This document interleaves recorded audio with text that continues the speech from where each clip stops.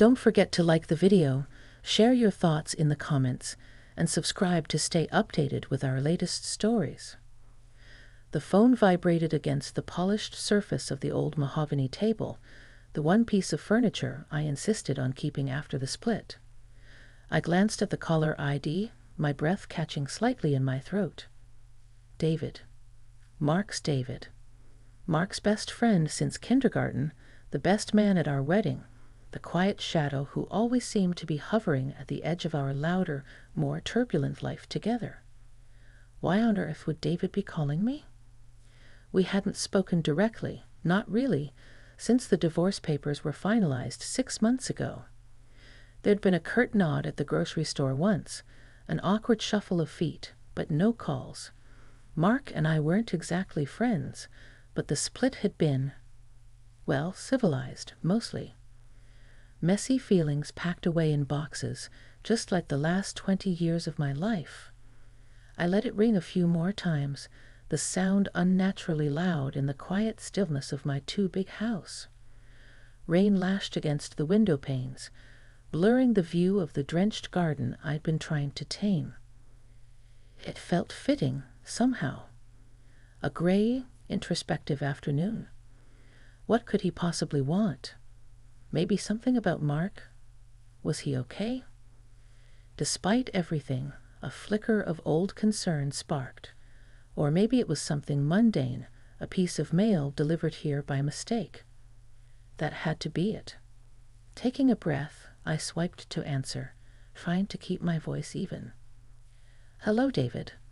There was a slight pause on the other end, the sound of him breathing. Sarah? Hi, it's David. His voice was deeper than I remembered, or maybe just less filtered through Mark's usual boisterous interruptions. It was hesitant, too. Is this an okay time? Sure, David. It's fine, I replied, twisting a loose thread on the armchair I was perched on. Everything all right? Is Mark okay? It felt like the necessary question, the bridge between our shared past and this awkward present. Yeah, Mark's fine. As far as I know, he said quickly. Actually, I wasn't calling about Mark. I was calling to see how you're doing. That threw me. Completely. David, the quiet one, the observer, calling to check on me? Mark hadn't even done that, not really. Our conversations were strictly logistical nightmares about dividing assets and memories. Oh, I managed, unsure how to respond. I'm doing okay, David. Thank you for asking. Getting settled in here. The lie felt thin, brittle.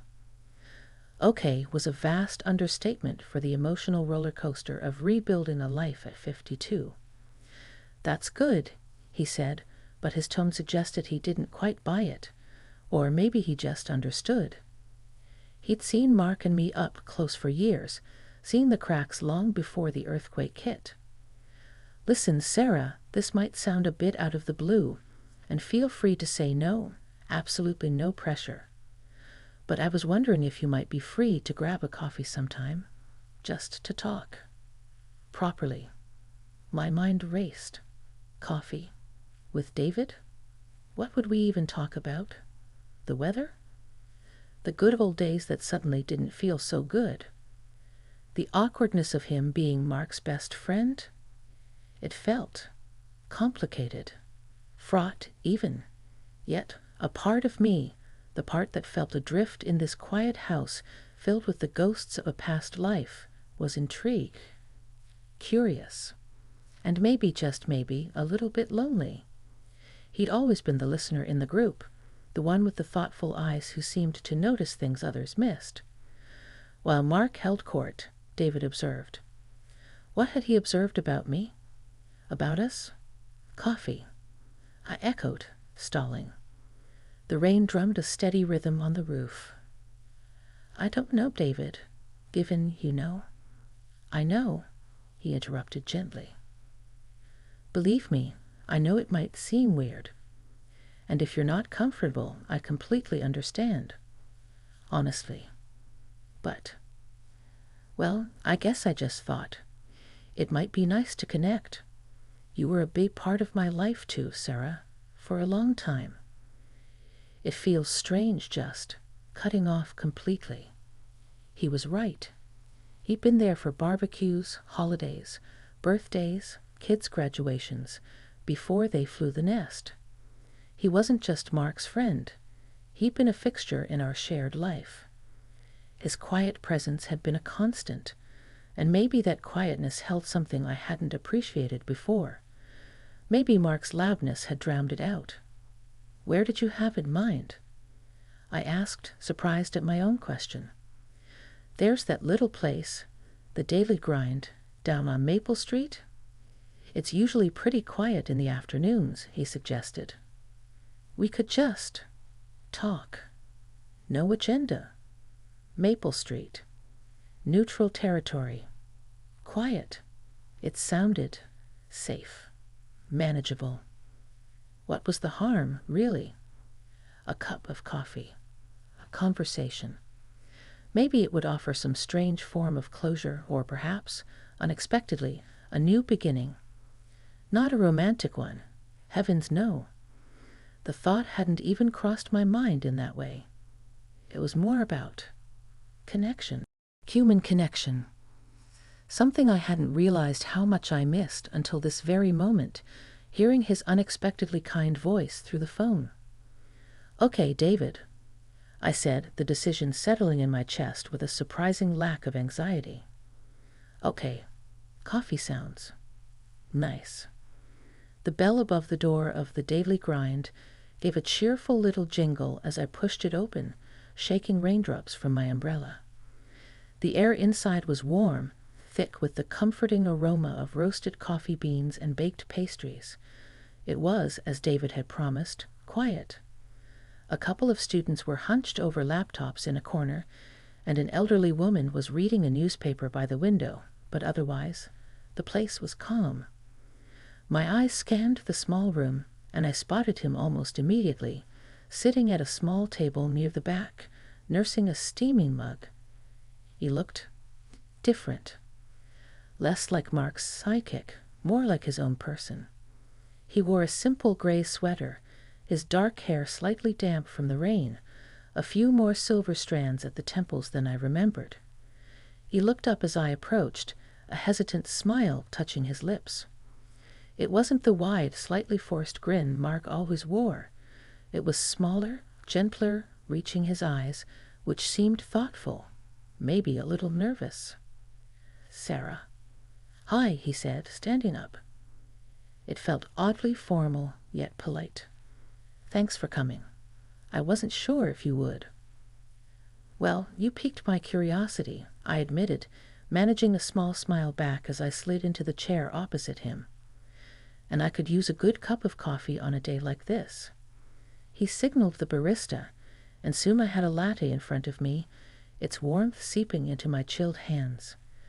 For a few moments, we just sat there, the silence punctuated only by the hiss of the espresso machine and the soft murmur of conversation from the counter.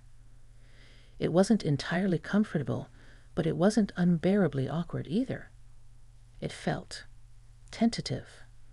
So, David began, tracing the rim of his mug with a finger. How are you really doing, Sarah?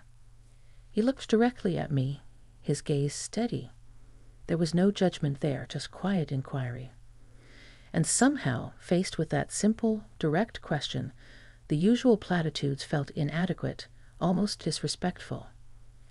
It's been an adjustment, I confessed, looking down at my own cup. The quiet takes some getting used to, after 20 years of noise.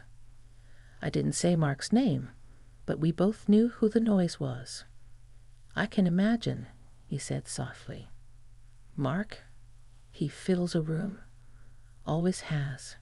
He said it without malice, a simple statement of fact. He does. I agreed. And when that presence is suddenly gone, the silence is loud. I hadn't meant to be so honest, but something about David's calm demeanor made it easy. He wasn't trying to fix anything or offer unsolicited advice. He was just listening. "I worried about that," he admitted, surprising me again.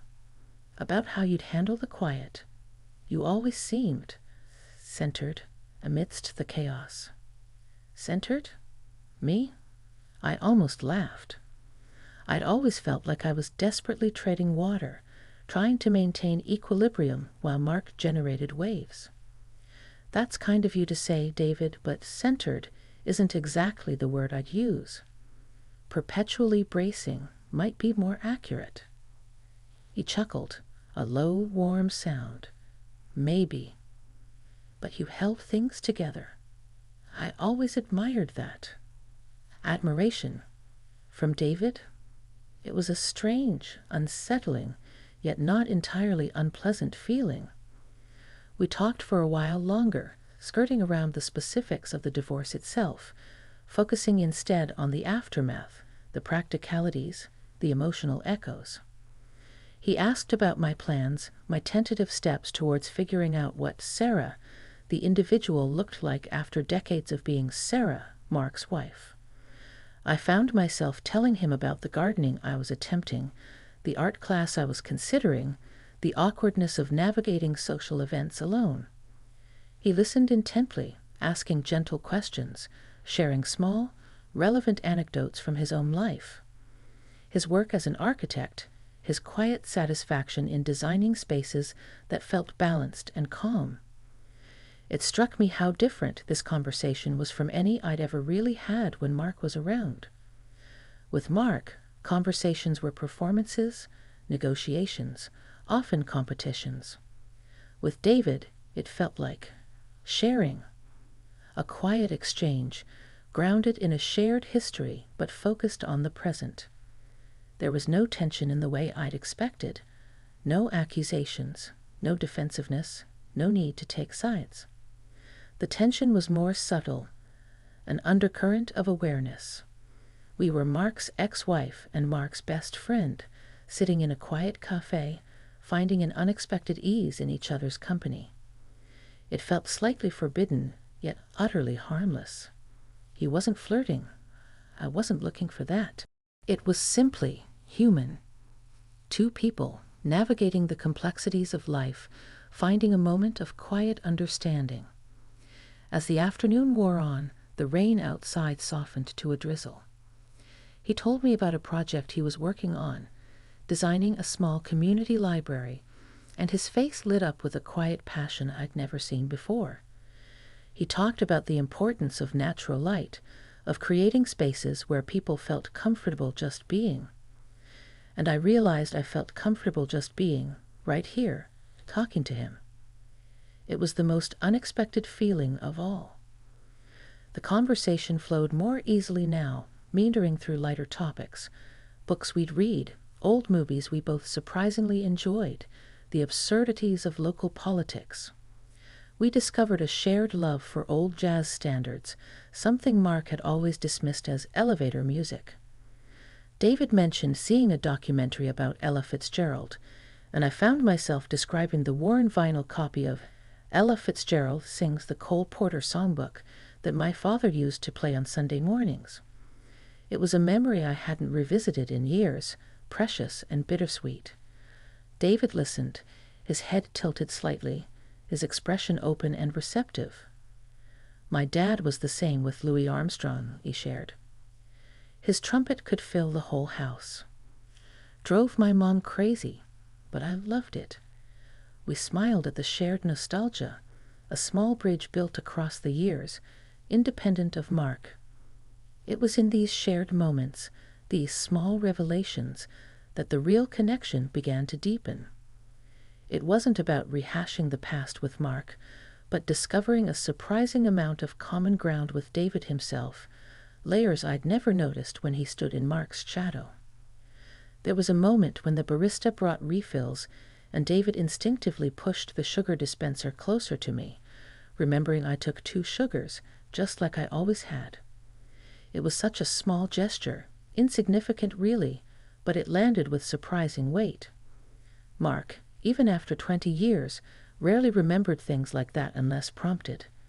David, the quiet observer, had noticed, had remembered.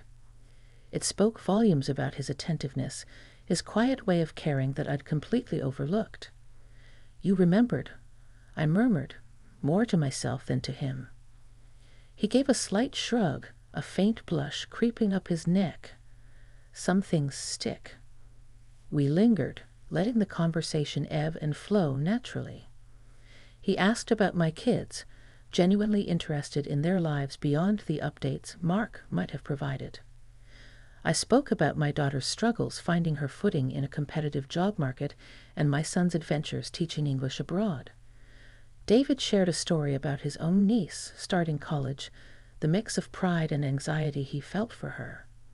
It felt normal. Like talking to an old friend, except he wasn't, not really. Or perhaps he was, just in a different way than I'd ever categorized him. The tension I felt now wasn't about impropriety, but about the unexpectedness of it all. This deep sense of being seen, of being understood by someone I had subconsciously relegated to the background of my own life for so long. It made me question my own perceptions, my own blindness over the years. Had I been so caught up in the whirlwind of Mark that I'd missed the quiet depth of his best friend? "You know, Sarah," David said, his tone shifting slightly, becoming more serious. "I always felt bad." I looked at him, puzzled. "Bad about what?" He hesitated, choosing his words carefully. "About how things were. Sometimes. With Mark." He didn't elaborate, didn't need to. He'd been there.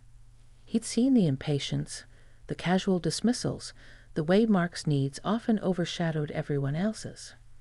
He'd seen my quiet accommodations, my efforts to smooth things over. "You don't need to feel bad, David," I said softly. "It wasn't your marriage." "I know," he acknowledged. "But friendship. Sometimes it feels like you should step in, say something." And I rarely did. It felt complicated. Like crossing a line. It was complicated, I agreed, appreciating his honesty. It was a vulnerability I hadn't expected, a shared acknowledgement of the difficulties that Mark himself never seemed capable of recognizing. "You were in a tough spot." Maybe, he conceded. "But I just wanted you to know. I saw you, Sarah. I saw how strong you were, even when it seemed like no one else did." His words landed gently, but with the force of a revelation. Someone had seen. Someone had understood, even in silence. It wasn't pity in his voice, but respect. Genuine respect. A wave of emotion washed over me. Relief, gratitude, a strange sort of validation that came from the most unexpected source. Tears pricked the back of my eyes, and I quickly blinked them away, focusing on the swirling pattern in my latte foam. "Thank you, David," I whispered, my voice thick. That means a lot." The atmosphere in the small cave seemed to hum with unspoken understanding. It wasn't romantic. It wasn't scandalous. It was profoundly, surprisingly, deeply human. A connection forged not in spite of the past, but perhaps because of it, built on quiet observation, mutual respect, and the startling realization that sometimes the people you least expect are the ones who truly see you. We eventually fell silent again, but this time it was a comfortable silence, filled with the weight of shared understanding rather than awkwardness. The afternoon light had faded, the streetlights outside casting a warm glow through the rain-streaked window. The cave was emptying out. It felt like a natural end point. "Well," I said, gathering my purse. "Thank you for the coffee, David, and for the conversation. It was surprisingly nice." "It was," he agreed, smiling that gentle smile again. "Really nice. I'm glad we did this, Sarah." He walked me to the door, holding it open as I unfurled my umbrella. The rain had stopped, leaving the air smelling fresh and clean. "Listen," he said, pausing on the sidewalk. "No pressure, again. But if you ever wanted to do this again, just talk. I'd like that." My first instinct might have been caution, a reflexive withdrawal learned from years of navigating Mark's possessiveness and the complexities of social circles. But the honesty and genuine respect I'd felt over the past couple of hours pushed back against that instinct. This wasn't about Mark. This wasn't about betraying any loyalties. This felt separate, something nascent and grounded in mutual regard. It felt like friendship. A different kind, perhaps, but friendship nonetheless. "I'd like that too, David," I replied, meeting his gaze. "Thank you." He nodded, looking relieved. "Take care getting home." "You too." I turned and walked down Maple Street, the damp pavement reflecting the streetlights like scattered jewels. My steps felt lighter than they had in months. Nothing overtly dramatic had happened. There were no shocking confessions, no scandalous proposals. The "you won't believe what happened" wasn't about some explosive event, but about the quiet, internal shift, the unexpected discovery of connection and understanding in the unlikeliest of places, with my ex-husband's best friend. What happened was that I felt seen. Truly seen, perhaps for the first time in a very long time. David hadn't tried to fix me, console me in a pitying way, or draw me into any drama regarding Mark. He had simply offered his time, his attention, and his respect. He had validated my experiences without needing to condemn his friend, acknowledging the complexity of it all. That conversation was a turning point. Not in a way that suggested a new romance, that wasn't on the table for either of us, I sensed, and it wasn't what I needed or wanted. The revelation was simpler, yet more profound. It was the realization that my life wasn't just the sum of my years with Mark. It was the discovery that connections can be forged in unexpected ways, that people can surprise you, and that quiet strength and gentle observation often hold more value than loud pronouncements. It made me look back at my marriage not with bitterness, but with a clearer perspective. I saw the patterns, my own role in them, and Mark's limitations, perhaps with more compassion than before. But more importantly, it made me look forward. The loneliness that had clung to me like the damp air felt less oppressive. The future seemed less like a vast, empty space, and more like a landscape waiting to be explored. Talking with David had reminded me of my own worth, reflected back at me through his quiet respect. It showed me that kindness and understanding could exist where I least expected them. We did have coffee again, occasionally. Sometimes we talk about books or music, sometimes about the challenges of navigating life post-divorce, sometimes just about the weather. It remained simple, uncomplicated, grounded in that initial, surprising afternoon. It wasn't a replacement for the life I'd lost, but a quiet affirmation that new connections, built on honesty and mutual respect, were possible. It was a reminder that even after the noise fades, there can be meaning and warmth in the quiet conversations, in being truly heard, and in seeing yourself reflected kindly in someone else's eyes. And that, I think, is something worth believing in.